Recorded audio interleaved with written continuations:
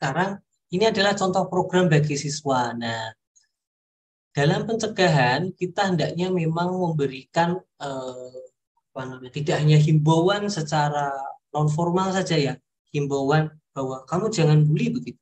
Tetapi lebih baik kita buat program. Program ini yang basicnya adalah pemberdayaan. Misalkan pendidikan anti bullying.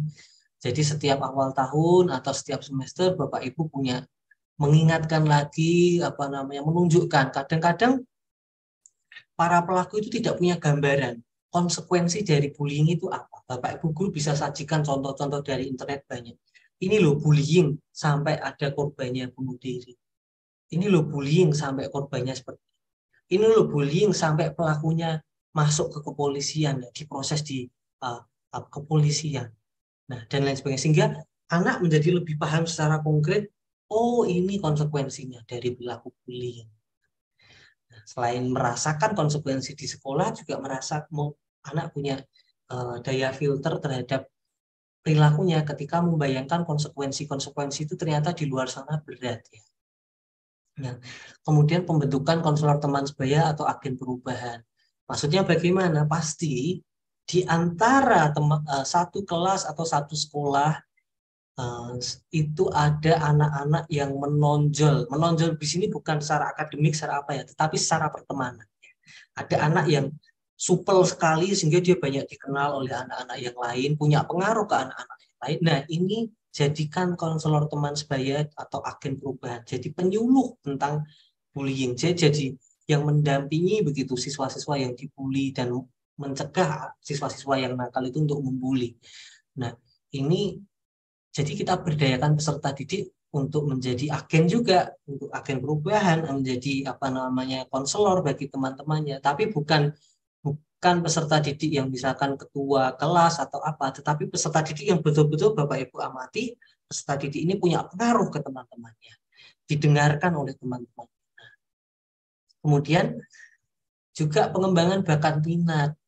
Nah, misalkan jeda semester atau ada hari-hari tertentu, peringatan hari besar tertentu, Bapak Ibu bisa mengembangkan bakat minat dengan membuat lomba, pentas seni, pameran karya mungkin ya, dengan tema-tema pencegahan bullying. Nah, ini juga setidaknya isu bahwa bullying ini harus dicegah itu tergema di sekolah melalui berbagai kebijakan dan kegiatan ini. Sehingga itu saya yakin jika terus-menerus konsisten dilaksanakan, pasti akan menyumbang turunnya.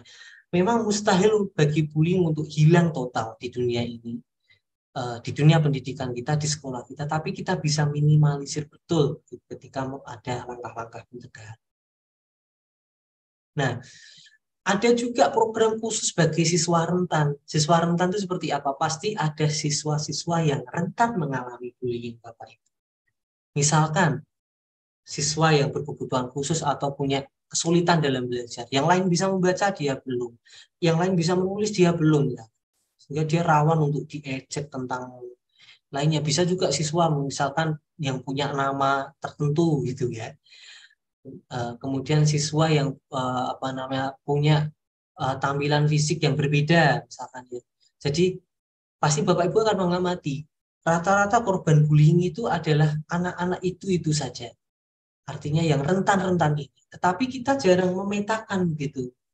Nah, anak-anak mana saja secara terdata bahwa anak ini masuk kategori rentan. Nah, anak-anak yang rentan ini setelah kita screening ya Bapak Ibu, screening itu tadi pemetaan ya bahwa oh anak ini di kelas 7, di kelas saya itu ada 2 anak yang rentan bullying, di kelas lain ada berapa dan lain sebagainya. Jadi sekolah punya data itu. Nah, mereka latihlah kemampuan proteksi diri anak-anak yang rentan ini yang biasa dibully. Biasanya mereka diam, hanya menangis. Nah, bagaimana sih harus merespon bullying? Memproteksi diri sendiri kalau sudah mau di apa namanya peras di sekolah, kamu lari kemana? Kalau di jalan supaya tidak dicegat di jalan, kamu harus seperti apa?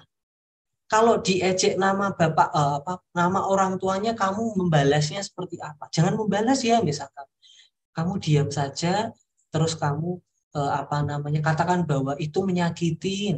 Kadang-kadang bahasa kejujuran seperti itulah yang akan membuka mata para pelaku. Aku sakit loh seperti ini dan aku sedih loh seperti ini. Nah, itu namanya adalah latihan kemampuan belajar asertif yang menyampaikan perasaan secara apa adanya. Nah, kemudian juga kadang-kadang anak-anak ini yang rentan ini merasa takut untuk melapor. Nanti saya malah tambah dibully dan sebagainya dan sebagainya. Itu dikuatkan untuk mereka boleh melakukan langkah-langkah pembelaan diri atau penghindaran dari perilaku bullying itu.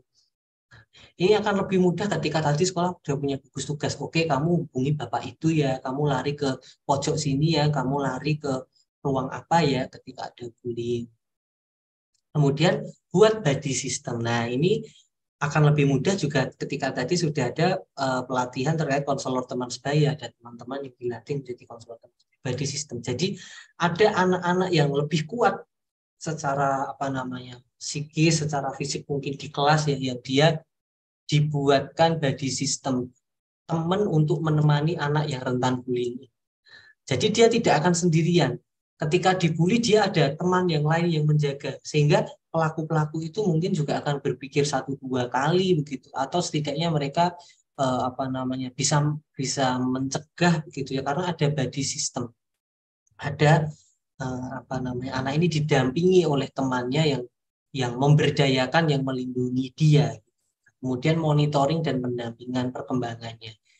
Apakah anak ini setelah kita lakukan treatment masih dibully? Apakah anak ini setelah kita kasih body system dia terjadi apa dan selanjutnya. Nah, monitoring ini juga monitoring pada anak yang jadi body system ini. Kita pastikan betul bahwa dia menjalankan perannya begitu, bukan malah sepertinya menjadi body system tapi ikut membuli.